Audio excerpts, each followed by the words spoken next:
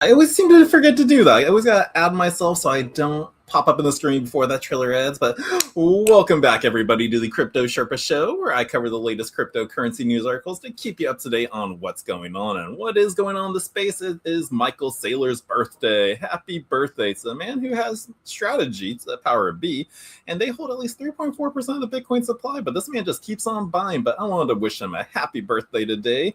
Looks like everyone else's too. The Saylor tracker turns on birthday mode in honor of Michael B Day, and you just see a bunch of Michael Saylor bobbleheads popping around on all the times he bought on the chart. But let's take a look at Michael Saylor's brief history from McDonald's Tale to Bitcoin Titan. Michael Saylor turned 61 as strategy commands 3% plus of the Bitcoin supply. Now, Saylor's journey is often summed up by the flipped burgers at McDonald's story, though his real connection came later when MicroStrategy landed a $10 million data mining contract with McDonald's in 1992. Now, as of early 2026, Strategy now holds 713,502 Bitcoin, which represents roughly 3.4% of the total Bitcoin supply of 21 million. And Saylor himself personally owns at least 17,000 Bitcoin on his own personal balance sheet. And from fast food lords to Bitcoin dominance. Happy birthday, Saylor. But what does this dominance say? Like Michael Saylor did say on Fox the other day, or was this today, that if MicroStrategy accumulated 5% of all Bitcoin, BTC could hit $1 million. At 7%, the model implies $10 million per coin. Absolutely insane numbers, but he talked about that on CNBC today. And yeah, this is like a 12-minute video, so I'm not going to play that one for you. But no, that would be crazy. And like they're only, 1.6% away from, 1.6% away from getting to that 5% level. Well, if he gets to that 5%, I would love to see Bitcoin be at $1 million, but how long is it going to take him to get to that 5%? He's consistently buying like every week or at least every other week. And who knows, could take a couple of years. And if maybe it does lead into the 2030s, where a lot of people do predict sometime in that era, we will see $1 million Bitcoin. So, well, keep on stacking Saylor, and his only birthday wish is that everyone else buy some Bitcoin on behalf of him. So that is our Michael Saylor news. But what else is going on Twitter? We got Kathy Ark investing at least $19 million in crypto-related stocks during the dip, marking a second straight day of accumulation. So a lot of big players are buying the dip and feeling that we could be bottoming out soon in Bitcoin's price. But again, how long could that take? I don't know. Couple months, 6 months, another year? Do we gotta wait till the entire is the 4-year cycle still alive? We gotta wait until the year 2029 to see movement. But again, a lot of people are believing, and we're looking at the charts showing that like we could be hitting that bottom phase. Bitcoin's currently at $73,000 right now, so we're still dipping. And I'm always going off of the the 200-day moving average on Bull Mania. Our technical analysis chart for Bitcoin is showing strong signs of sell, and the only place that's neutral is oscillators. But where is our, I always like pulling up Bull Mania, where is our 200-week moving average? He keeps track of that. Oh, wait, it only updates every Monday, but let's see. So the moving average, so yeah, so as of Monday, it was at 58. So who knows? But Bitcoin's price is catching up to it. So the moment we hit the 100-week moving average, that's when the narrative is going to switch bullish again, is what I'm predicting. And same with Ivan on Tech. Like his predictions are, let's see, those are his price predictions. Oh, I guess he switched it. So oh well. But yeah, so that's what we're looking at for Bitcoin's price rise until anything really happens. Because right now, it's still just a lot of bearish news going on, but we got people accumulating. Binance just added another $100 million to its Seifu fund. We just got word on that 2 days ago. Last week, he said he was going to move his Seifu funds into Bitcoin. They did it, and it looks like they just doubled up on that. So this brings their total added to over 2,630 Bitcoin in just 2 days. So the big guys are still stacking up Bitcoin. Maybe you should too. But what's happening over in Washington right now? Let's see. This was yesterday's post that the Senate Democrats to hold closed-door crypto market structure meetings tomorrow, first since the Senate Banking Committee postponed the markup per Eleanor Terrett. So what can this expect? Grok says that the closed-door meeting may focus on the crypto bills like the Clarity Act, discussing market structure and regulation. Possibly outcomes include internal consensus, bill amendments, or signals or bipartisan support, but public details could be limited at first. We just gotta wait for the updates going on. I think I saw something of Scott Bessent defending America's like Bitcoin treasury and stash. the other side just kept hounding them on, like, well, taxpayers be using that for, or our taxpayers go to Bitcoin. And Scott Besson just kept reiterating, all we're doing is acquiring confiscated Bitcoin right now. So that's where that led to. But again, it's funny to think, though, that the last movement of the Clarity Act did get pushed forward 11-10, but those 10 that didn't vote were all Dems. So the Dems right now are holding a closed door, probably discussing the Clarity Act, probably going to try to make some changes going on, but we'll see what happens, and I'll keep you informed on that. But speaking of the U.S. taking control of Bitcoin assets that are seized in confiscation or incidents, I always forget how to say that. But speaking of that, the U.S. government just finally took control of $400 million in Bitcoin assets tied to Helix Mixer. So this is going to be our first news article of the day. And let's go over to seal. So I wonder if it's going to give us a number on how much now the U.S. actually has in their treasury from the confiscation of certain Bitcoin.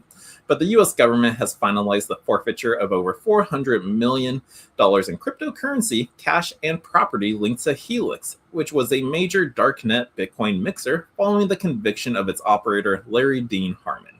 So the U.S. government has taken full legal ownership of more than $400 million in seized cryptocurrency, cash, and real estate tied to Helix, once one of the most widely used Bitcoin mixing services on the darknet. A federal judge in Washington, D.C. entered a final order of forfeiture on January 21st, transferring the assets to the government following the conviction of Helix operator Larry Dean Harmon. The forfeiture includes thousands of Bitcoin, hundreds of thousands of dollars in cash, and an Ohio mansion purchased during the peak of Helix's operation. Now, Helix functioned as a cryptocurrency mixer, if you didn't know, pooling and rerouting Bitcoin transactions to obscure their origins and destinations. Prosecutors say that the service was built to serve the darknet drug markets and was directly integrated into their withdrawal systems through an application programming interface. Now, the court records showed that Helix processed roughly 354,468 Bitcoin between 2014 and 2017, which it was worth about $300 million at the time. Now, investigators traced tens of millions of dollars from major darknet marketplaces through the service, and Harmon took a cut of each of the transactions as operating fees. Now, Harmon pleaded guilty in August of 2021 to the conspiracy to commit money laundering. After years of delay, he was sentenced in November of 2024 to 3 years in prison, followed by the supervised release. Now, he was also ordered to forfeit seized assets and pay a forfeiture money judgment. And authorities say Helix worked alongside Grams, a darknet search engine Harmon also operated, which helped users locate illicit marketplaces. Now, together, the services form part of the financial infrastructure underpinning the darknet drug trade during that period. Now, cash in an Ohio mansion and millions of dollars in Bitcoin. So here's what they got. So among the forfeited assets is a 4,099 square foot home in Akron, Ohio, purchased by Harmon and his wife in 2016 for $680,000. Now, automated estimates place its current value between $780,000 to $950,000, according to the reporting from the realtor. Now, the property sits at a 1.21 acre lot and includes multiple fireplaces, a backyard fire pit, and a whirlpool tub. And federal officers say the home will be sold at an auction by the Internal Revenue Service. Now, that is one fine house. I would not mind having that in Akron, Ohio, but I wouldn't want to do it the way he got it. But in addition to the real estate, prosecutors reportedly seized more than $325,000 in cash and approximately 4,500 Bitcoin, according to the realtor, now valued at roughly $355 million at the current prices. Now, this case shows the darknet is not a safe haven for criminal activity. U.S. Attorney Jean Pirro said in a statement that adding that law enforcement will continue to pursue cyber-enabled financial crimes. Harmon was reportedly released from prison in December 2025 through an early release program after completing drug rehabilitation. Now, he said he plans to restart a legitimate Bitcoin education business and is seeking new house following the forfeiture. So, okay, so that is the history of the seizure that happened. Again, it started from 2014. Was that the date when these transactions took place again? What was that? Yeah, from 2014 to 2017. The rest in 2021, and then 2024? 2021, and then in November 24, he had his 3-year sentence. So it just shows how slow the system will run its course. But yeah, so, and that is now 4,500 extra Bitcoin that is going to be going to the Bitcoin treasury. So they're going to sell off the house, the cash, whatever they do with that, and the seizures of this scenario. But with the new laws and rules, like, hey, that's more Bitcoin to our treasury, which makes America a little bit better. And of course, I live in America, so I love it. Yes. So hopefully they do not sell off the Bitcoin like they have in the past, definitely during the Biden eras. But again, we got those rules so they do not sell it, and hopefully it just pushes America a little bit higher for our strategic reserve. But that's the U.S. government taking control of over $400 million worth of Bitcoin. Next up, what's happening on the northern side of the United States? Let's talk about Canada. It looks like they have some new crypto rules from an investment regulator. So let's go through this article and find out what's happening over there. So Canada's top investment regulator unveils new crypto custody rules. So what are they changing? Is it stifling innovation, or is it going to improve it in their country? Well, let's find out. So the Canadian Investment Regulator Organization, or the CIRO, a national nonprofit cell regulatory organization, has introduced a new regulatory framework for crypto custody to mitigate future risks arising from security breaches, fraud, and weak governance. So it looks like they say they're trying to protect their citizens or their people. But regarding this new regulatory framework, the CIRO issued a statement dated Tuesday, February 3rd, publicly announcing that the release of its digital asset custody framework, which clearly outlines how dealer members operating crypto asset trading platforms should ensure robust protection of digital assets. Now, Canada's top investment industry regulator further explained that the implementation of this framework will be managed temporarily through membership terms and conditions. They prefer this option because it enables fast adjustments to new risks while permanent regulations are being established. Now, the CIRO implements a new regulatory framework to safeguard clients and assets. The Canadian Investment Regulatory Organization noted that the newly released regulatory framework addresses risks associated with technology, operations, and legal activities, particularly those related to digital assets. Now, following their statement, sources familiar with the situation, speaking on conditions of anonymity, revealed that the regulatory agency is trying to avoid scenarios such as the 2019 failure of Quadriga CX. Some of these weird names out there. But that resulted in significant losses when they did it. Now, notably, a core component of the framework is a tiered risk-based approach for crypto custodians that divides them into 4 tiers based on specific factors such as capital levels, regulatory oversight, insurance coverage, and operational strength. Now, these tiers determine the maximum client assets of a custodian can hold. For instance, the limit for a top-tier custodian with the best protection is up to 100%, while that of the lowest tier is down 40%. Moreover, dealer members may hold up to 20% of their managed clients' crypto assets. So this is starting to sound like stifling innovation news because, again, they're putting limits to what they could hold because, again, they want to keep them safe. So that's what this is seeming like. But apart from these limitations, some additional requirements include firm governance policies that structure governance, ensuring compliance with key management operations, cybersecurity, incident response, and third-party risks. Furthermore, mandatory insurance, independent audits, security compliance reports, and regular penetration testing are also considered essential. Now, on the other hand, the framework outlined that the custody agreements must clearly define liability for any losses resulting from the breach. Now, this framework takes on a risk-based and balanced approach aimed at protecting investors. Like, see, they're trying to put this in there. I'm protecting you guys, but while they're also encouraging market innovation and competition. Now, while establishing this framework, the regulatory agency considered contributions from industry partners such as the CTP and custodians, while also embracing global standards. Now, it is worth noting that the main aim of the initiative is to strengthen the country's efforts to enhance investor safeguards in the rapidly evolving crypto market, thereby fostering a responsible innovation. Now, the regulatory agency's call to address crypto-related scams, which are going to be a lot of my next articles after Ethereum news. But yeah, there's a lot of scams going on. This is why they're addressing it. So because the reports highlight that criminal activities in the crypto industry have surged as cryptocurrency becomes increasingly popular among individuals. To support this claim, sources noted that the incident in which the Financial Transactions and Reports Analysis Center of Canada assessed a roughly $12 million penalty against local crypto exchange Crypto Moose last October for just failing to report over 1,000 suspicious transactions. Now, apart from Cryptomus, reports also note that FinTrack imposes significant penalties offshore exchanges with KuCoin and Binance earlier this year for the same issues, And they clarified that the CIO functions as a self-regulated organization with regulatory power to ensure compliance from members, firms, and individual restraints. Now, the regulatory agency is authorized to investigate allegations of misconduct and to initiate disciplinary proceedings, including fines and suspense for breaking these rules.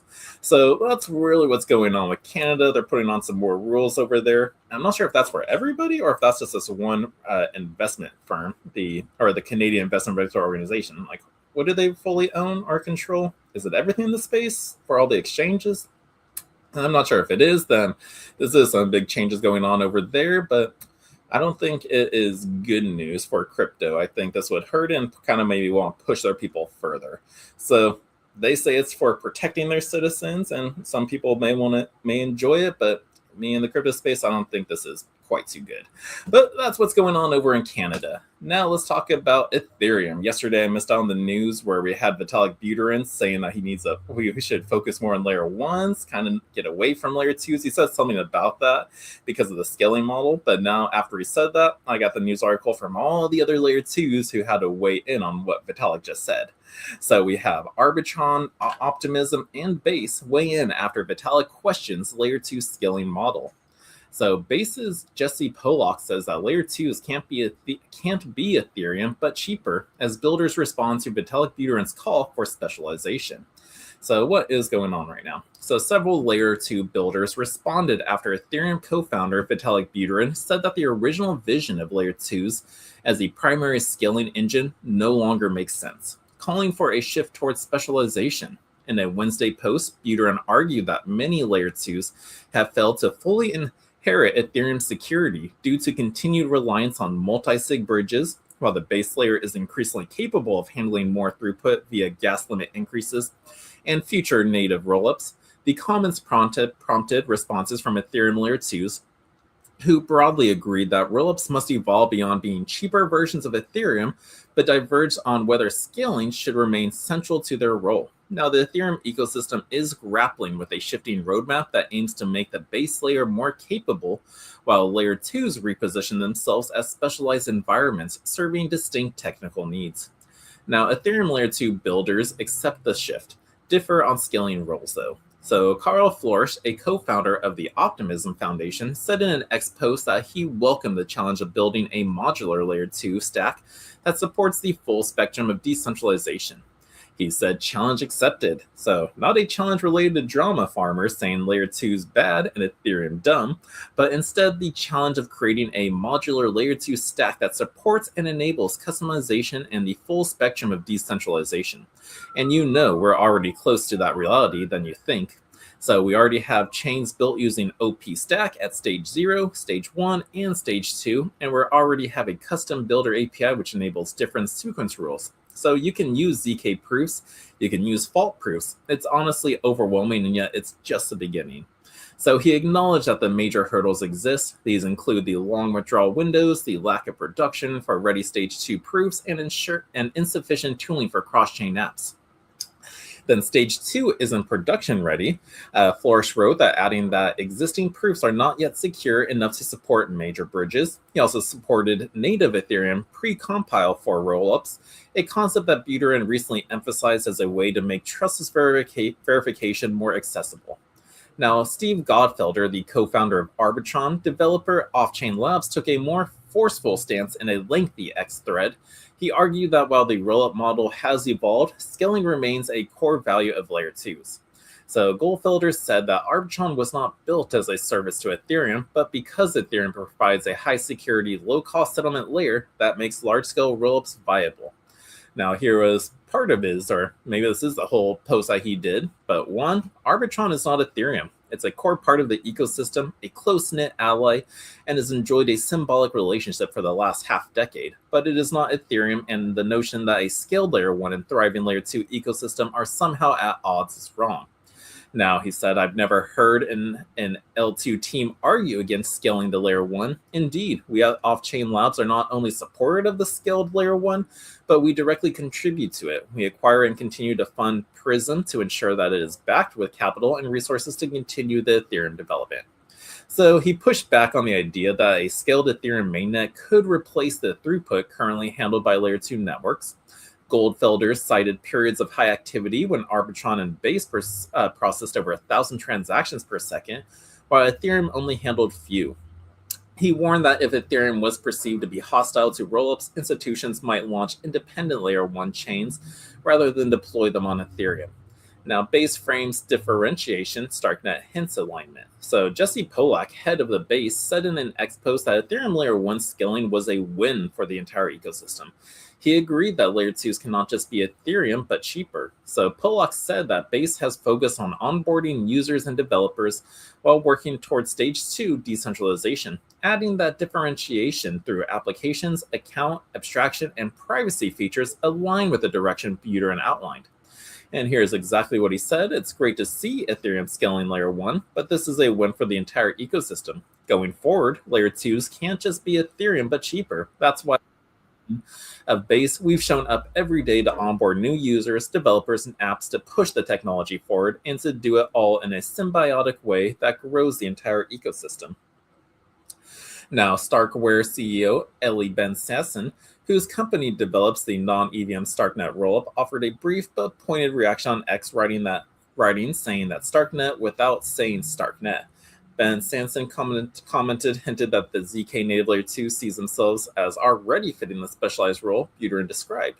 So some people are on board with it, some people aren't, but they have their say to what's happening. So again, what else did I hear about this too? It's like Layer 2s also didn't make sense because, what was it? It's like it took at least $50 billion of potential energy from Ethereum to basically took it away from that market cap, so it kind of hurt Ethereum in the long run. So yeah, this is what's going on. So I'll keep you guys informed, but let's see how Ethereum is going to focus on Layer 1 and how these Layer 2s are going to take part in it as well. So that's what's happening there. And then let's see, was that really all the other news I got for you? Or let's see. I want to see if we have anything else before we start hitting the scam articles, because we have Arizona warning its citizens about ATM scams. We have an alleged Bitcoin ransom note sent at TMZ, and just just an article covering how articles out there and how you can spot a scam indicator in the articles out there. 60% of them have some sort of scam or promotion in them. So yeah, those are my next 3 articles. But what's this next one? Oh yeah, so Coinbase is accusing Australia's biggest bank of the systematic crypto debanking. So debanking is still happening over in some places of the world, and looks like Coinbase is calling out Australia for doing it. So let's go through this article and hear what's going on. So Coinbase has accused Australia's largest bank of systematically restricting access to basic financial services for crypto and fintech firms. In a submission to the House of Representatives Standing Committee on Economics, the Nasdaq-listed exchange stated that debanking now poses a direct risk to competition, innovation, and public trust in Australia's economy. Now, the exchange stated that the banks are increasingly shutting off lawful businesses and individuals by closing accounts and imposing limits on transactions with digital assets. According to Coinbase, these moves are no longer isolated compliance decisions, but coordinated policies to restrict how people use their own money. Now, banks tighten the controls as crypto rules advance. So Coinbase said that the big 4 banks, Commonwealth Bank, Westpac, ANZ, and National Australia Bank, have controlled over the majority of transaction accounts and payment rails, and as a result, account closures can be a way to exclude businesses from the formal economy. Now, the company said such outcomes are more akin to an indirect regulatory ban than routine risk management. The submission stated that the banks relied heavily on anti-money laundering and counter-terrorism financing requirements to justify the closures. However, Coinbase warned that customers often do receive a clear explanation, notice period, or access to dispute the resolution. Now, over time, this lack of transparency has eroded confidence in the financial system, particularly among fintech users and small businesses. Coinbase also cited data that as of early 2021, as many as 60% of fintech firms in Australia had been denied banking services. Now, the exchange said that the issue has not been resolved despite repeated inquiries and public comments by policymakers. And the complaint comes as Australia looks to tighten oversight. A crypto platform proposed legislation would impose a burden of an Australian financial service license on major exchanges, resulting in new compliance costs. Now, lawmakers face pressure to enforce transparency rules. The exchange urged lawmakers to act on 5 transparency measures recommended by the Council of Financial Regulators based on the Senate inquiry. Although the government had backed such measures in August of 2022, they were never legislated. Now, the proposal would require banks to document the reason for debanking, share the reasons for debanking with the affected customers, provided access to internal dispute resolutions, give at least 30 days notice before closing core accounts, and self-certify their compliance with the framework. Now, Coinbase argues that these measures would provide a balance between controls, prevent financial crime, and fairness on due process. So the Treasury has acknowledged the issue in previous consultations and said that it was working with banks and industry groups to increase transparency. However, Coinbase said that the voluntary engagement has not achieved meaningful change given that the amount of market power held by the largest lenders. The exchange said that ongoing debanking puts investment and reduced consumers' choice at risk and undermines Australia's reputation as a regional fintech hub. It also said that inconsistent access to banking services makes compliance difficult, not that it increased safeguards. Now, Coinbase pointed to overseas models where access to banking is protected in the European Union. Legal residents have a basic account guaranteed. In Canada, banks are required to open accounts for most applicants, including those without jobs or with prior bankruptcies. And in the United States, political scrutiny has increased following federal action to prevent viewpoint-based and crypto-related debanking. But Coinbase said that these developments are proof of an emerging international consensus that access to finance should not be limited without legitimate cause. So what he's saying is, yeah, there's a lot of changes going on around the world. Debanking has been a big player through these past years. But what did he just say at the very end again? I just had a thing limited to causes. Oh yeah, it's there's got to be a better reason for debanking, not just, oh, he bought some Bitcoin, let's shut him down right now. So that is not a legitimate reason to shut down your bank account, and then now you're stuck with the problem of trying to, pay your bills, do some other stuff. Sure, there's ways in the crypto space you can do it, but for those that accept demand a wire transfer to make a payment, usually for a house rental or something, but those ones, it kind of stops them, and they got to find a new way around that. So yeah, debanking is bad. Australia needs to make some better moves, but again, changes are happening all over the world. Eventually Australia will catch up, it will be fair, and again, we will go mainstream with Bitcoin and crypto's adoption. And that's just the day I hope I dream to see, when all around the world, it doesn't matter, I can go spend my Bitcoin from my wallet on their POS system, not having to use any other intermediary out there. That's what I'm hoping for. But again, that's what I dream to see happen one day. But we need these changes to happen before that future can come to fruition. So yeah, so that's what's going on in Australia. We had the Ethereum news, we had Canada's change in regulation too, and the US taking over some seized Bitcoin. Let me take a quick commercial break so I can catch my breath, sip some water, and I will be right back, and we'll be covering over a lot of scam news articles, and let's just be aware of it so we can stay safe in it. So I'll be right back after these messages. Tired of jumping through hoops to buy Bitcoin? Frustrated with endless paperwork and invasive identity checks? Introducing Bitcoin Ben Crypto Club's loan program. No KYC required. Say goodbye to the hassle and hello to freedom. Borrow up to $250,000 at as little as 7% interest. Join our community and take control of your financial future. Bitcoin Ben Crypto Club, where privacy meets opportunity. Connect with like-minded individuals and grow together. Visit us today and unlock your $250,000 Bitcoin loan. Your journey to financial freedom starts here. And we are back. So yeah, welcome back, guys, to the channel where I'm covering the latest cryptocurrency news articles and what's been happening literally today and yesterday. So let's dive back into the scams and situations going on. Looks like we're going to start off with Arizona's Attorney General issues a warning as crypto ATM scams hit older adults out there. So Arizona has launched a fraud reporting tool as crypto ATM scams surge and losses mount, especially among older consumers. And scams are always going to be going on. We're in a downward trend for Bitcoin price, but it doesn't matter to the scammers' eyes. They're going to try to take as much money as they can from you. So we got to be aware and safe out there so we don't fall for them. So, scammers are increasingly exploiting Arizona's approximately 600 crypto ATMs to defraud consumers, particularly older adults, prompting Attorney General Chris Mays to issue an urgent warning and launch new tools to help victims recover their funds. Well, how are they going to recover? Usually, when that's done, it's permanent. So, let's see. Arizonians have lost over $177 million to crypto ATM scams in 2024 alone, and Mays announced Monday warning that anyone directing consumers to use crypto kiosks represents a very, very high chance of running a scam. Now, my message to Arizonians is this: be careful around the physical cryptocurrency ATMs. We're seeing pop-ups around the state, Mays said in a statement.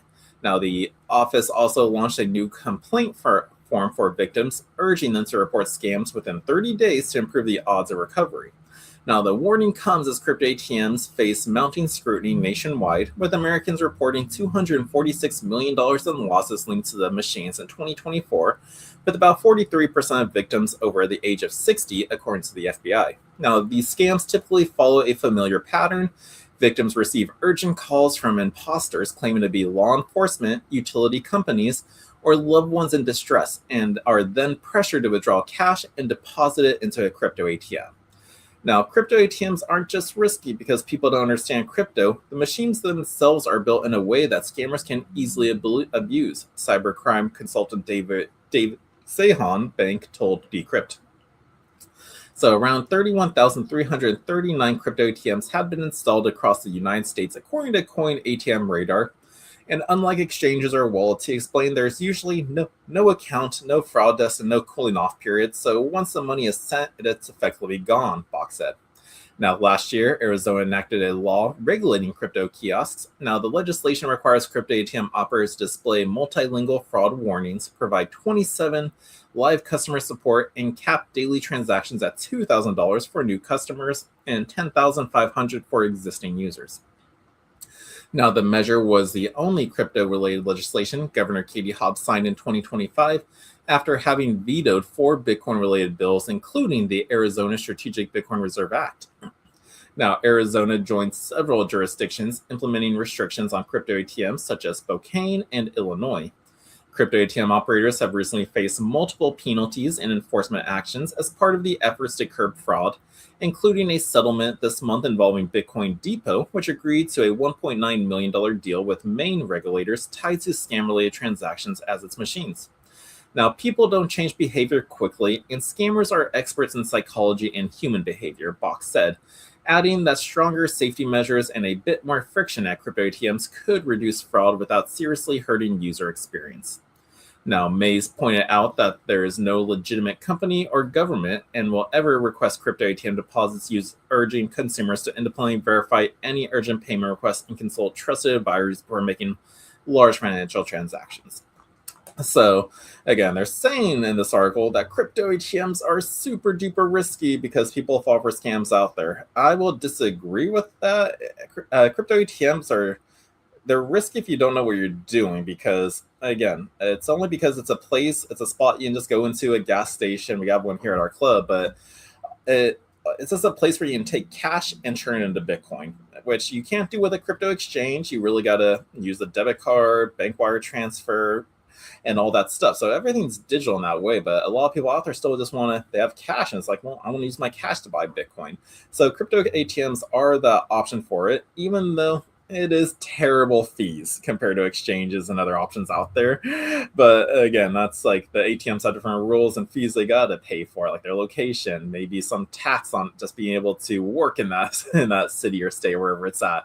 So it's not the best place to buy crypto, but it is a nice option out there. And how do people stay safe from it? Well, I guess more rules on how much an ATM could buy. That's one way to solve that problem, because most scammers are trying to get you to put in like everything you got in the machine, $20,000, $60,000. Like there's a cap at $10,500, but lower that. Make crypto ATMs only be able to spend $2,000 on it a day, even a week. That would definitely make it a lot harder to scam like more people than just like getting one person to fall for it and then send all their money over there. So again, though, we got to be careful out there with these scams out there. If anybody is like urging you to go to a crypto ATM, put money in there because they're going to keep your funds safe because your bank account's hacked, your online whatever. It's just like whatever. They stress urgency in it. So if anybody's trying to like point out that your bank account has been like hacked, it's in serious mode and it needs to be protected, we need to keep you safe. Go to an ATM. Scan this QR code on the machine, and then we will help you out later on. Just if you ever hear that, it's a scam. So this is just one way we stay safe in this space. We know what the signs are. We know how the scam works, so that way we don't fall for it. So again, if anybody ever urges you because your bank account's been hacked and go to an ATM, it's a scam. So just do not do it. Stop what you're doing. Go to your bank and they'll go, oh no, we're totally fine because it was a scam. It wasn't real. Nothing will actually happen to your bank account. Scammers go off emotion. They try to get you fearful and stressed out to not think clearly and make a bad decision. So just always slow down, take a step back, and just think logically with this. And now we know how the scam plays out. We will not fall for it. So that is the one type of scam that has been going on out there always. It's not going to stop, but hopefully it does get reduced because people become smarter and more aware of it. Another scam that's been taking on looks like there's an alleged Bitcoin ransom note sent to TMZ in a case involving Today Show host missing mother. So authorities say that they are reviewing reports of a Bitcoin ransom note tied to the case of Today Show host Savannah Guthrie's missing mother. So, what's happening? So an alleged ransom note demanding Bitcoin has surfaced in the investigation into the disappearance of Nancy Guthrie, the 84-year-old mother of Today Show anchor Savannah Guthrie. Now, as authorities continue to treat the case as a suspected abduction, the note first reported by TMZ is allegedly demanding a large Bitcoin payment in exchange for Guthrie's release. Now, the ransom note email TMZ reportedly included a deadline and an implied threat against Guthrie if the demand is not met. So they said, we have called the sheriff department. We have had multiple calls and spoken with the detective unit. TMZ founder and host Harvey Levin said during a segment of TMZ Live, and we have passed on this email. We don't know whether this is legit or not. Now, Guthrie was last seen on the evening of January 31st at her home in Catalina Foothills area of Arizona. Authorities initially classified her as missing vulnerable adult because of her age, before announcing on February 2nd that the case was being treated as a possible kidnapping after investigators found what they described as very concerning evidence inside the home. Now, TMZ's Levin said the media outlet received these types of ransoms are not uncommon and happen from time to time. Law enforcement has not confirmed whether they believe the ransom note is actually from the kidnappers or a hoax to steal Bitcoin. Now, the Pima County Sheriff's Office declined to comment further when contacted by Decrypt, but pointed to a statement previously issued on social media. We're aware of reports circulating about the possible ransom note regarding this investigation into Nancy Guthrie, and the Sheriff's Office wrote Tuesday on X, we're taking all tips and leads very seriously. Anything that comes in goes directly to our detectives who are coordinating with the FBI. Now, while the authenticity of the ransom note has not been confirmed, TMZ executive producer and co-host Charles Ledier said that the messaging included a real Bitcoin address. Now, one thing we should say is that we have confirmed the Bitcoin address that they've included is legit, and he said the note also included a description of what Guthrie was wearing at the time and a damaged item in the house.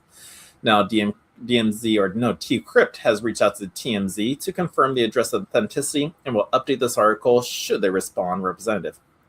Now, Bitcoin kidnapping and extortion isn't new. We see a lot of them happening in France, probably because they let a lot of people in, no vetting, but I'm not going to go there. But Bitcoin kidnappings are on the rise, especially this year.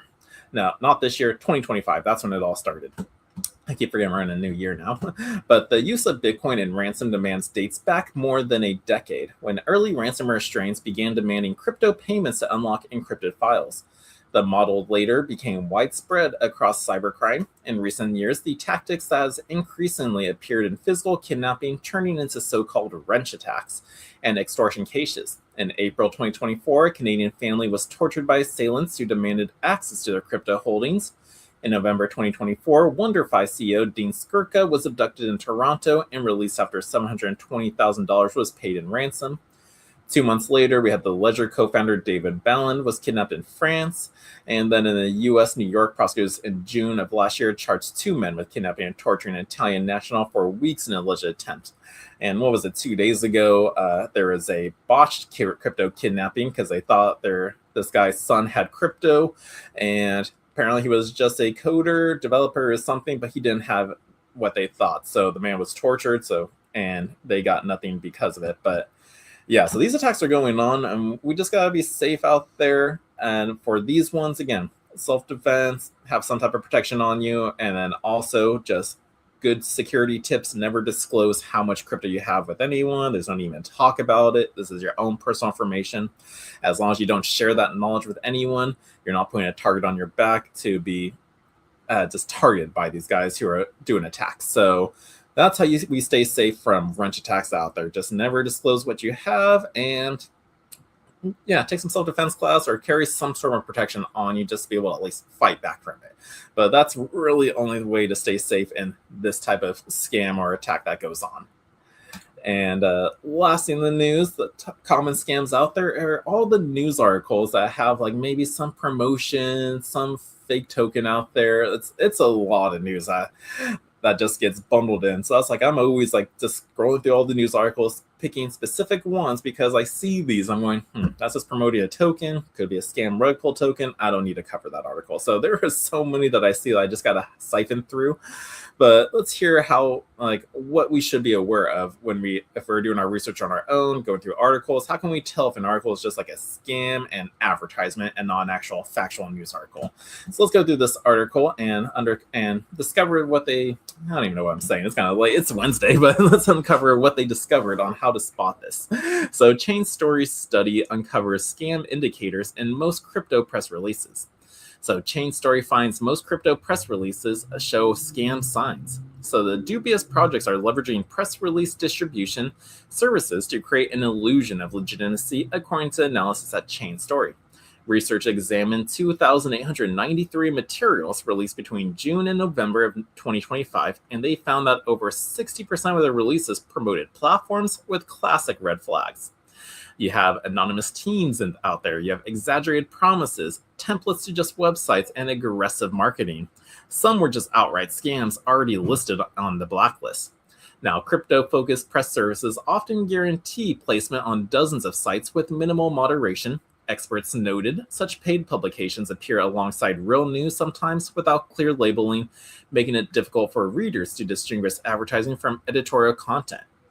Now, if you come across a crypto press release on a news site, the chances that the project behind it has low credibility or worse exceeds 50-50, researchers noted. So the vast majority of these 700 press releases studied turned out to be advertisements for minor updates, token sales, or listing. So again, I'm not reporting on advertisement articles. There are so many out there. Let's go to CoinMarketCap. Let's see, we go to products. Let's go to news articles. There are just so many. Let's see. And some are just repeats. Ethereum Sidekick, we covered that article. Your inflation, numerous defense crypto strategy. Bitcoin faces heavily. Beta 2 weeks. Gas faces 400. So, okay, a lot of fun news, but where is the scam? Solana nosedives between 25. XRP's price slips. So just a lot of price news. I don't need to cover those at all. It's because it's not news. Price went down. We all see that. Bitcoin test 74, Ripple, oh man, super loud volume. And let's see, top investors, Elon Musk confirms SpaceX. So, well, they pop up, guys. I'm always scrolling down this, but there's a lot of just fake pushing news articles out there, Solana nosedives. Some are the big repeats. Top investors have held XRP, Epstein files, Trump, Ripple. It all gets jumbled up, but yeah, there's at least probably 60% of them are just scams and advertisements out there.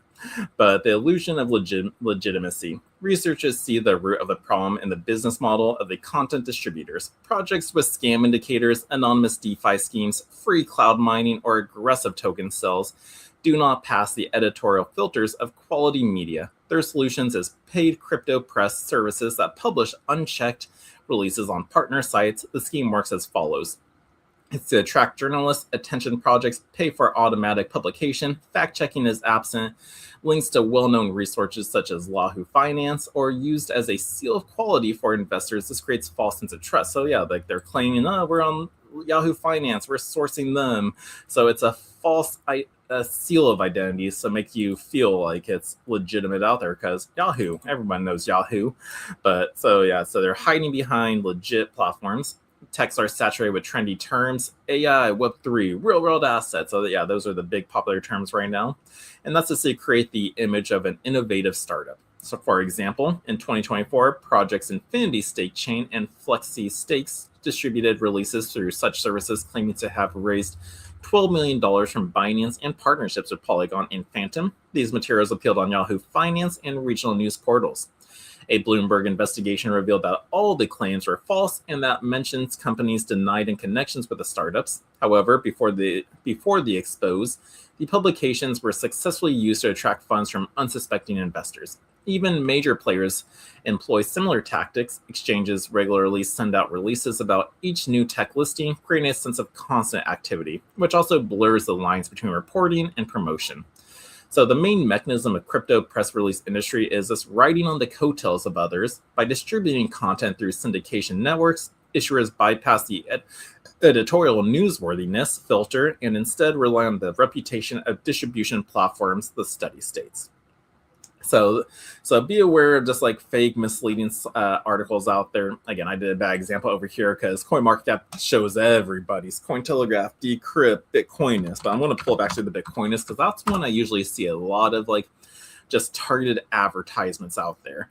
So it's like Dubai's turns to demonstrating nation, real world assets. Real world assets. So that could be a red flag sign. Bitcoin dominant ships usage, spreads Bitcoin as hyper, keeps up. This here's an advertisement. It's pumping hyper token, whichever one that one is out there. Let's see, Aave scraps Avril family wallet as sub momentum builds. That could potentially be an article.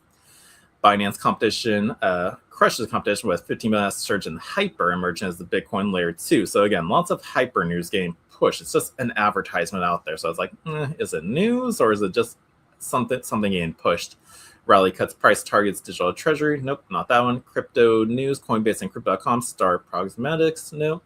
Oh, here's some ones like these are ads like TRM Labs, up only, unicorn status of 1 billion valuation, Maxi explodes. I've never even heard of the Maxi token out there. So yeah, so let's be careful of, again, so many scam articles out there, or you can just wait on me to vet through all the articles for you and just report on what's important and what you should know in the space. But that is it for the news. Our fear and greed index keeps on slipping. We're at a 14 now, down 3 more points. So I wonder if fear and greed index ever actually hit a 1 level. That would be interesting. I've never seen that, but that's only 13 points away, so we'll see.